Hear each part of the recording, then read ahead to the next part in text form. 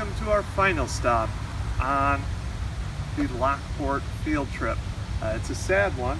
I am standing in Cold Spring Cemetery at the grave of one of the Erie Canal's greatest pioneers, Jesse Hawley.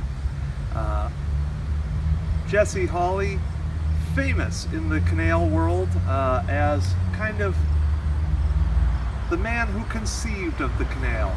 Famously, he was a merchant in western New York who, due to the poor transportation network, failed in his business as a flour merchant, leading him eventually to debtor's prison, where he spent 2 years. However, he did not use that time idly.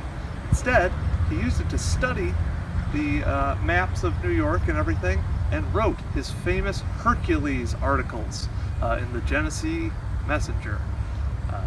In those articles, he laid out his brilliant plan, and this is in 1807, for a grand canal stretching from Lake Erie to the Hudson River.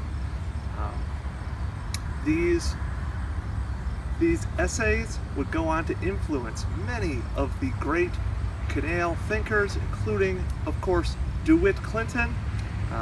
And while he would keep his identity a secret for many years, eventually Jesse Hawley would become known as the author of the influential Hercules essays, and he would actually give the opening speech in DeWitt Clinton's and the state of New York's grand celebration opening the canal in 1825. Hawley would make good from debtor's prison. He would end up even serving in Congress, I believe, or at least the New York State Assembly, and he would eventually move to Lockport on the canal that he helped to conceive, and that is eventually where he passed away in 1842. His headstone actually talks about his influence on the canal project. He's also buried with his wife, Elizabeth, who lived to be 80 years old.